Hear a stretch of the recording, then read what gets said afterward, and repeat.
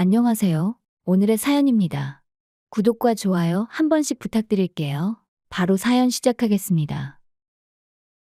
그 시절에 저는 아무것도 모르고 남편을 의심하는데 많은 시간을 보내고 있었습니다. 30대인 저는 남편과 신혼생활을 하고 있었습니다. 결혼하기 전부터 일이 매우 바빴던 남편과 함께할 시간이 적을 거라고 생각은 했지만 함께할 수 있는 시간이 너무 적어 마치 혼자 사는 건가 싶을 정도였습니다. 처음에는 오랜만에 집에서 휴식을 취하는 남편을 위로하기도 했지만 그러다 점점 불만이 쌓인 저는 남편의 얼굴을 볼 때마다 투정을 부렸습니다. 남편은 처음에는 난처한 표정으로 저를 달래주곤 했지만 시간이 흘러 제가 미안해한다는 것을 알게 되자 저를 무시하기 시작했습니다. 아무리 일이 바빠도 부부니까 관심 좀 가져줬으면 하는 마음이 커지니 남편을 곱게 볼 수 없었습니다. 제가 남편에게 투정을 부리면 남편은 조금만 있으면 일이 안정되니까 그때 네가 좋아하는 섬으로 가자. 고 말해주었는데 그것은 실현되지 않았습니다. 저는 남편에게 심술을 부렸습니다.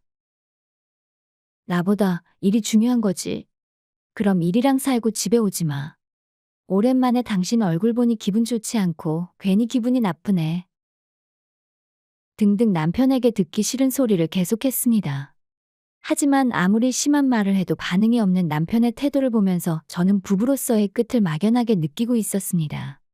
점차 남편에 대해 분노조차 느껴지지 않고 냉랭한 감정만 가지고 생활하고 있다는 것이 남편에게도 전해졌는지 남편은 일이 바쁘다는 이유로 집에 들어오지 않는 날이 점점 늘어났습니다.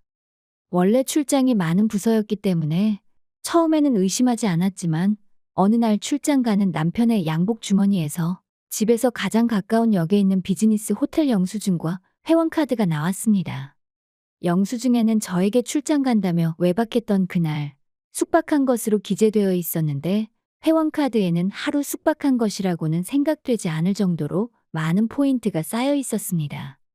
원래 직장에서도 일 잘하고 주위 여자들에게 인기가 많았던 남편입니다. 저는 저 말고 만나는 여자가 있다고 생각했어요. 그 여자와 즐겁게 지냈을 남편을 생각하니 억울했습니다. 그래서 저도 남편에게 질세라 밤에 나가 놀고 휴일에도 쉬지 않고 약속을 잡았습니다. 한동안은 재밌게 놀았지만 이내 완전히 지쳐버렸습니다. 겉으론 웃고 있지만 진심으로 즐길 수 없는 저 자신을 보자 화가 치밀었습니다. 이제 서로 자유로워지는 게 나을지도 몰라. 이런 생각이 들기도 했습니다. 남편은 이미 집에 잘 들어오지도 않았고 차라리 남편이 저 말고 다른 사람과 더 행복할 거라면 보내줘야겠다는 생각을 했습니다. 이제 각자 갈 길을 갈 때가 된 것이죠. 하지만 정말 사랑했었던 남편입니다. 이혼을 말하기까지는 저에게도 상당한 용기가 필요했습니다. 게다가 정말 끝낼 수밖에 없는 걸까? 라고 고민하는 마음도 있었습니다. 하지만 이제 남편에게는 새 여자친구도 있는 것 같고 며칠 동안 고민하다 저는 마음을 먹고 남편의 휴대전화로 문자를 보냈습니다. 오늘 일찍 끝날 것 같아? 할 말 있어. 그러자 바로 답장이 왔습니다. 나도 할 얘기가 있어. 되도록 빨리 퇴근할게. 저는 이혼을 결심했지만 남편은 이혼을 원하지 않을 거라고 제 마음대로 생각했어요. 하지만 남편도 이혼을 원하고 있었습니다. 그렇게 생각하니 심장이 두근거려 숨 쉴 수 없을 정도였고 서 있는 것도 힘들었습니다. 남편을 이제 보낸다고 생각하니 눈물이 자꾸 흘렀습니다. 마지막만큼은 웃으며 끝내려고 마음을 굳게 먹고 남편의 퇴근을 기다렸습니다. 밤이 꽤 늦었을 때 남편이 돌아왔습니다. 오랜만에 마주한 남편은 놀라울 정도로 말랐습니다. 상냥한 눈과 말투는 그대로였지만 둘 사이에는 좁혀지지 않을 것 같은 거리가 있었어요. 원래 말수가 적은 남편이었지만 제가 이야기하는 동안에 시선을 피하고 입을 다물고 있었습니다. 남편과 좋게 끝내려던 저는 무시당하는 것 같았습니다. 짧은 시간이었다고는 하지만 부부였던 우리가 이별을 선택하려고 하는데 왜 자신의 마음을 속 시원히 말해주지 않는 걸까요? 저는 점점 화가 나서 시비 걸듯 말했습니다. 그래도 남편은 잠자코 제 말을 듣고 있었습니다. 어떻게든 입을 열게 하고 싶은 저는 새로 생긴 그녀의 존재를 언급했습니다. 분명 남편은 제가 눈치채지 못했다고 생각할 거예요. 내가 내 입으로 다 말하기 전에 변명이라도 한번 해보지 그래? 제 말을 들은 남편은 놀란 표정으로 제 얼굴을 보고 순간 미소를 지었습니다. 그러고선 뭐야, 들켰어? 라고 말하는 것이었습니다. 너무 신기하게도 그 농담 같은 말투에 저도 모르게 웃었습니다. 거기에 덩달아 남편도 웃기 시작했고 우리 부부는 정말 오랜만에 함께 웃었습니다. 내용을 떠나 남편과 예전처럼 함께 웃을 수 있어서 그냥 기뻤습니다. 그리고 그 후에는 신기하게도 예전처럼 대화를 나눌 수 있었습니다. 마지막으로 저에게 바람핀 것을 들켰기 때문일까요? 남편의 표정은 매우 개운해 보였습니다. 마지막이니까 좋게 좋게 웃으며 헤어지고 싶어. 제 제안에 남편은 알겠다고 하였고 언제라도 집에서 나갈 수 있게 함께 쓰던 물건들을 정리하기로 했습니다. 모두 소중한 추억들이라 당분간만 눈에 띄지 않도록 어딘가에 보관하고 싶었습니다. 남편은 애착이 가는 것을 오랫동안 사용하는 사람이지만 오늘은 쓰레기 봉투에 주저없이 넣었습니다. 주저함이 없는 모습에 제가 압도당했습니다. 자정 무렵쯤 거의 정리가 되고 서로의 짐만 남았습니다. 그때 남편이 저에게 말했습니다. 원하는 거 아무거나 가져가도 돼. 이번 일은 다 내 잘못이니까 보상이라고 생각해줘. 그런 남편의 눈에는 어렴풋이 눈물이 고여 있는 것처럼 보였습니다.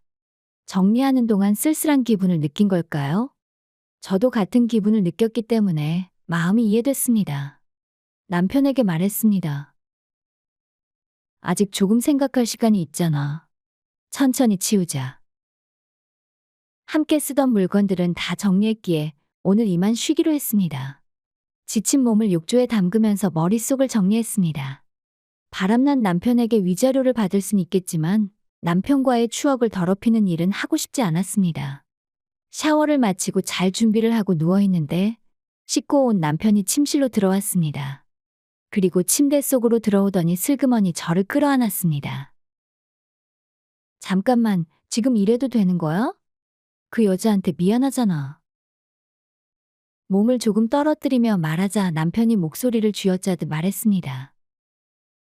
마지막으로 한 번만 그냥 옆에 있어주면 좋겠어. 남편은 몸을 떨고 있었습니다. 울어? 물어도 남편은 아무 말도 안 했습니다. 등을 쓰다듬어 주니 남편의 몸이 이전보다 가볍고 뼈가 굳어 있는 것처럼 느껴졌습니다.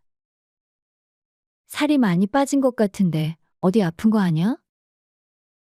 제가 말하자 남편의 몸떨림이 딱 멈췄습니다. 그리고 제게서 몸을 떨어뜨리며 요즘 몸을 혹사시켜서 그래. 라고 했습니다. 그래도 심한 것 같은데 정말 괜찮은 거 맞아? 남편의 몸을 만진 것 자체가 오랜만이었는데 예전과 전혀 다른 몸의 모습에 너무 놀랐습니다. 운동도 자주 하고 나름 근육도 있던 남편이거든요. 마지막 날이라고 울지 않아도 되잖아. 혹시 기쁨의 눈물이야?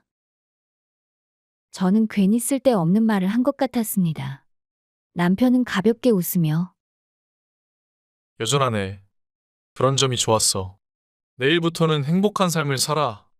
어디에 있든 항상 기도해 줄게. 남편은 그렇게 말하고 숨을 몰아쉬기 시작했고 이내 잠들었습니다. 나도 바라는 바야. 라고 중얼거리고 저도 잠이 들었습니다. 전날 늦게까지 방 정리를 해서 그런지 다음날은 늦잠을 자고 말았습니다. 일어나자 남편은 더 이상 침대에 없었습니다. 거실에 가니 테이블 위에 A4 크기의 봉투가 올려져 있었고 안을 들여다보니 통장 한 개와 뭔가 서류가 많이 들어있었어요. 모든 것을 꺼내보니 저희 부부의 재산에 관한 것이었어요. 그 외에도 제 명의로 되어 있는 통장에는 놀랄 정도의 고액이 찍혀 있었습니다.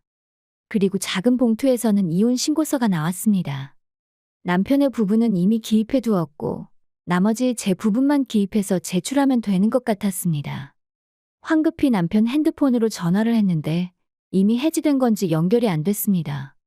며칠에 걸쳐 시댁이나 지인에게 남편의 행방을 수소문했지만 아무도 가르쳐주는 사람이 없었습니다. 어쩔 수 없이 회사에 연락을 했는데 남편이 몇 달 전에 퇴사했다는 사실을 알게 됐습니다. 남편에게 여자친구가 생겨서 퇴사한 거라면 이해가 가긴 하지만 이렇게까지 할 필요가 있을까요? 그리고 왜 아무도 알려주지 않는 걸까요? 사람들에게 배신감이 들었지만 더 이상 남편을 찾을 길은 없었습니다. 모처럼 남편이 위자료까지 마련해줘서 저는 자유로워졌으니 좋아하는 곳에서 잠시 휴식을 보내기로 결정했습니다. 1시간 정도 걸려서 섬에 도착했습니다. 몇천 명 밖에 살지 않는 이 섬은 남편과 관광으로 한 번 온 적이 있는데 저는 섬의 대자연에 빠져 있었습니다. 남편의 일이 안정되면 다시 방문하기로 약속했던 장소이기도 했습니다. 남편과의 추억도 있습니다만 지금의 저에게 필요한 것은 그 장소의 고요함일지도 모르겠네요. 그리고 몇 달 후 신혼집은 전세를 주고 저는 이 섬으로 이사 왔습니다. 신혼집에서 계속 살기에는 추억이 너무 많아 고민 끝에 결정한 겁니다. 남편이 어떻게 대출을 다 갚았는지는 모르겠는데 상당히 고생했을 거라는 생각은 듭니다. 그래서 남편의 고생을 물거품으로 만들고 싶지 않아 팔지 않고 그냥 세를 놨습니다. 남편에게 물어보고 싶은 것이 많은데 물어볼 수가 없네요. 이 조용한 섬에서 천천히 시간에 몸을 맡기며 지내려고 생각했습니다. 섬 생활에도 익숙해지기 시작했고 이웃과도 친해졌습니다. 검소하게 생활한다면 일하지 않고도 살 수 있는 자산은 있었지만 아무것도 하지 않는 생활은 괜히 마음이 우울해진다는 것을 깨닫고 저는 이웃 어르신들을 보살피고 돕는 도우미 같은 일을 시작했습니다. 처음에는 외지인 취급을 받던 저도 일이 점점 익숙해지자 같은 마을 사람으로 생각해 주는 것 같아 기뻤습니다. 같이 일하는 동료가 육지에서 이곳으로 요양 온 사람이 있는데 저에게 맡아달라고 했습니다. 그분은 더 이상 치료할 방법이 없어 마지막 거처로 이 섬을 선택했다고 합니다. 의료 설비가 전혀 없는 이 섬에 그런 몸으로 이사 온다는 건 상당한 각오를 해야 합니다. 병세를 들었던 터라 약간의 긴장감을 가지고 계신 곳으로 가봤습니다. 도착한 곳은 바다가 내려다 보이는 높은 지대에 지어진 작은 집이었습니다. 오래전부터 빈집이던 곳인데 사람이 살 수 있을 정도로 수리를 하고 이사 왔다고 들었지만 정말 비바람만 피할 수 있을 정도의 집이었습니다. 마지막을 보낼 곳으로 여기가 마음에 들었던 걸까? 저는 걱정 반 의문 반으로 초인종을 눌렀습니다. 겨우 들릴 것 같은 작은 목소리로 들어오세요. 라며 목소리가 들렸습니다. 안으로 들어가니 햇빛과 바람이 들어오는 창문을 향해 한 분이 앉아 있었습니다. 역광의 얼굴은 보이지 않았고 눈을 가늘게 뜨고 다가갔습니다. 오늘부터 잘 부탁드립니다. 라며 돌아선 얼굴을 보고 저는 할 말을 잃었습니다. 거기에는 남편. 아니, 전 남편이 앉아 있었습니다. 서로 놀라 그냥 말없이 바라봤습니다. 처음에 말문을 연 것은 남편이었어요. 뭐야, 다 들켰네. 장난스럽게 웃는 남편은 전과 다름없었습니다. 여기서 뭐해? 여기 있을 리 없는 남편과 오기 전에 동료에게 들은 병세들이 머릿속에서 뒤엉켜 혼란스러웠습니다. 남편은 제 손을 잡아당겨 자기 옆에 앉혔습니다. 그리고 제가 진정될 때까지 손을 잡아줬습니다. 저는 점점 진정되었지만 남편의 병세에 대해 따질 수 없었고 남편은 저를 다정하게 껴안으며 계속 사과했습니다. 남편에게 할 말도 생각나지 않고 그대로 앉아있는데 현관 앞에서 누군가 노크하는 소리가 들렸습니다. 저는 눈물을 닦고 현관으로 가니 한 남자가 서 있었습니다. 울음을 터뜨린 제 얼굴을 보고 조금 놀란 얼굴을 하고 있었지만 남자는 가볍게 인사를 하고 안으로 들어가 남편 옆에 걸터 앉았습니다. 오늘의 몸이 어떻습니까? 라고 상냥한 어조로 말을 했습니다. 남편은 별반 다르지 않다는 식의 대답을 하고 바로 잡담을 시작했습니다. 이분은 아마 이 섬의 유일한 의사일 겁니다. 이 섬에는 입원 시설도 없고 간호사 한 분과 의사 한 분이 이 섬의 생명줄이라던 동료들의 이야기가 생각났습니다. 그렇다는 것은 남편은 이 섬에서 최후를 맞이할 것을 각오해 온 것 같았습니다. 남편이 각오를 했다지만 뭔가 할 수 있는 게 없을까 싶어 두 사람의 대화에 귀를 기울였습니다. 하지만 남편과 의사 선생님은 잡담만 10분 정도 한 뒤 돌아갔습니다. 저는 안절부절 못하고 의사 선생님을 따라갔습니다. 저의 불안해하는 모습을 보고 또 놀라신 것 같았는데 원래 부부였다고 말하니까 이해하시는 것 같았습니다. 남편의 병세나 향후 치료에 대해 질문하는 저에게 선생님은 본인 동의가 없이는 말해줄 수 없다고 했습니다. 너무 실망하는 제가 불쌍했는지 환자분이 스스로 걸을 수 있는 시간이 얼마 안 남았으니 꼭 옆에 있어 주세요. 라고 말해 저는 깜짝 놀랐습니다. 선생님과 헤어지고 나서 무거운 발걸음으로 남편이 기다리는 집으로 돌아왔습니다. 남편은 제가 선생님을 따라갈 걸 예상한 듯 드디어 왔네. 라며 웃어주었습니다. 저는 의사 선생님의 말씀이 계속 마음에 걸려 남편을 두고 돌아갈 수 없어 남편에게 부탁해서 그 집에서 자기로 했습니다. 이 집에는 최소한의 짐밖에 없고 이불도 한 세트뿐입니다. 남편에게 기대어 함께 이불을 덮으며 여기에 오기까지의 이야기를 서로 나누었습니다. 저는 몸 상태에 대해서 듣고 싶었지만 즐겁게 이야기하는 남편에게 힘든 이야기를 하게 하는 것은 나중에라도 좋다고 생각해서 추억을 이야기하며 밤을 지샜습니다. 그리고 자고 가겠다고 말하기 전에 이 섬에 여자친구를 데려오지 않았냐고 물어봤는데 남편은 그저 웃으며 얼버무렸습니다. 아마도 말없이 올 수밖에 없었던 이유가 있을지도 모릅니다. 다음 날에 직장의 사정을 이야기하고 잠시 휴가를 받았습니다. 살 날이 얼마나 남았는지 모르는 남편과 함께 보내고 싶었습니다. 혼자선 많이 걷지 못하는 남편을 휠체어에 태우고 섬 여러 곳을 둘러봤습니다. 지난 추억의 장소나 처음 가보는 장소 보여주고 싶었던 경치입니다. 대화를 하지 않아도 그저 함께 있는 것만으로 행복이 느껴졌습니다. 함께 살 때도 이런 시간이 있었으면 좋았을 텐데. 저는 이혼해도 좋아하는 마음은 어쩔 수 없다는 것을 깨달았습니다. 근데 이제 와서는 어쩔 수 없는 일입니다. 남편에게 괜히 혼란만 가져올 뿐일 거라 이대로 우정에 가까운 관계로 곁에 있게 해주길 바랬습니다. 즐거운 나날을 보내고 있던 것도 잠시 남편의 병세는 점점 심해졌습니다. 기대하고 있던 외출도 산책도 할 수 없을 정도로 체력이 떨어졌습니다. 일상생활조차 어려워지면서 꾸벅꾸벅 잠드는 경우도 많아졌습니다. 의사 선생님은 매일 방문해 주셨는데 통증이 없는 것은 행운이고 이건 자연스러운 일이라고 합니다. 벌써 남편과의 이별이 와버리다니 슬펐습니다. 저는 언제 눈을 뜰지 모르는 남편이 일어났을 때 외롭지 않도록 남편 곁을 한시도 떠나지 않고 간병을 했습니다. 가끔 눈을 뜬 남편은 마치 꿈에서 막 깨어난 것처럼 꿈 이야기할 때 먼 옛날의 추억을 방금의 일처럼 이야기하기도 했습니다. 모든 시간이 사랑스럽고 그 사랑스러움 때문에 슬픔도 깊어진 것이었습니다. 그 후 남편은 점점 일어나는 일이 없어졌어요. 대화가 사라졌을 때도 저는 남편 옆에서 좋아하는 책을 읽거나 그리운 경치의 모습을 남편에게 전해줄 수 있도록 이야기해 주었습니다. 어느 날 너무 예쁜 노을을 남편에게 알리고 싶었어요. 남편의 손을 잡으면서 이야기를 하려고 할 때 남편의 손이 차가워지고 있는 것을 느꼈습니다. 호흡 간격도 벌어지고 가슴이 불안정하게 위아래로 움직였습니다. 황급히 선생님한테 전화하니까 바로 와주신다고 했습니다. 어쩔 수 없는 상황에 가슴을 쥐어뜯는 듯한 생각이 들면서 저는 선생님의 도착을 기다렸습니다. 이 모든 게 실수였으면 좋겠고 선생님이 괜찮다고 말해줬으면 했습니다. 그러나 도착한 선생님은 진찰을 한 뒤 벌써 혈압도 많이 내려가고 있습니다. 조용히 맞이할 수 있게 해드리죠. 환자분은 아내분이 옆에 있어 주기를 바랄 테니 저는 잠시 자리를 비켜드릴게요. 무슨 일 있으면 바로 올 테니까 안심하고 옆에 있어 주세요. 선생님은 저에게 말한 뒤 남편에게 작별 인사를 하고 밖으로 나갔습니다. 이런 순간이 올 줄은 알았지만 정말 괴롭습니다. 당신을 만나서 나는 행복했어요. 어려움도 있었지만 사실은 당신을 사랑해요. 남편의 귓가에 남편의 손을 잡으며 속삭이듯 말했습니다. 그러자 남편의 손이 희미하게 저를 움켜쥔 것입니다.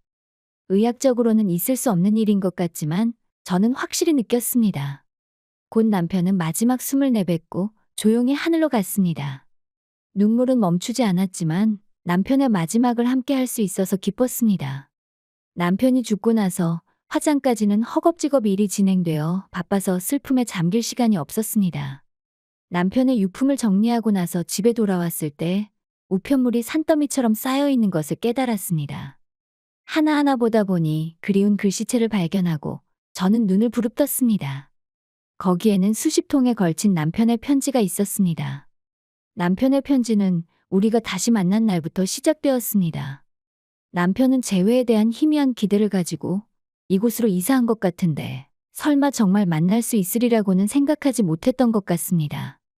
남편은 놀랐지만 기쁜 마음을 들키지 않는 것이 힘들었다고 적혀 있었습니다. 남편다운 웃긴 글귀에 저도 모르게 미소가 지어졌습니다. 게다가 남편이 그렇게 생각해 준 것이 저에게는 최고의 말이었어요. 날짜를 보면 매일 보낸 것 같은데 글씨체는 날이 갈수록 흐트러지고 편지 내용도 짧아져 병세의 진행을 생생하게 보여줬습니다. 슬픔을 참으며 읽고 있는데 어느 곳에서 눈이 멈추었습니다. 우리 이혼에 대한 진실이 적혀 있었습니다. 남편의 투병이 시작된 것은 결혼한 뒤였던 겁니다. 발견했을 때는 이미 손쓸 수 없었고 마지막 희망으로 받은 치료도 효과가 없었다고 합니다. 절 자신을 간병하는데 희생시키기 싫었던 남편은 이혼할 때까지의 계획을 세웠고 그 작전에 제가 감쪽같이 넘어간 겁니다. 제가 다른 여성의 존재를 의심할 거라고는 생각하지 못한 것 같은데 위자료 명목으로 큰돈을 물려줄 수 있으니 딱히 부인하지 않았던 거죠. 치료도 이제 필요 없으니 모든 재산은 청산하고 네가 불편함 없이 살 수 있도록 하고 싶었어. 라고 적혀 있었습니다. 그렇게까지 생각해주고 있던 남편에게 저는 아무것도 모르고 굳은 말만 했었는데 정말 미안했습니다. 눈물이 하염없이 흘러내렸습니다. 그러자 현관을 두드리는 소리가 들려왔습니다. 황급히 눈물을 닦고 문을 열었더니 선생님이 서 계셨습니다. 그리고 저에게 한 통의 편지 봉투를 건네줬습니다. 그 봉투는 아까까지 읽던 남편의 편지와 같은 것이었습니다. 환자분의 부탁을 받아 매일 편지를 보내고 있었어요. 며칠분은 의식을 잃기 전에 쓰셨던 거고 차마 부탁을 거절할 수 없었어요. 그리고 이게 마지막 편지입니다. 자기 집에 아내분이 돌아오면 전해달라고 했어요. 그랬습니다. 이 편지가 남편의 진정한 마지막 편지입니다. 선생님께 감사의 인사를 하고 다시 남편의 편지를 마주했습니다. 마음을 가라앉히고 마지막 편지를 조용히 열었습니다. 거기에는 연하긴 했지만 고마워, 사랑해 라고 분명히 적혀 있었습니다. 멀리 돌아갔지만 우리의 마음은 연결되어 있었습니다. 나도 사랑해 말하고 보니 남편 영정사진의 입꼬리가 조금 웃은 것 같았습니다. 남편이 죽은 지 수십 년이 지났지만 저는 아직 이 섬에 살고 있습니다. 이제는 섬의 주민으로서 살고 있어요. 이 섬에서 평생 살겠다고 다짐한 날, 남편이 마지막을 보냈던 집 바로 옆에 무덤을 지었습니다.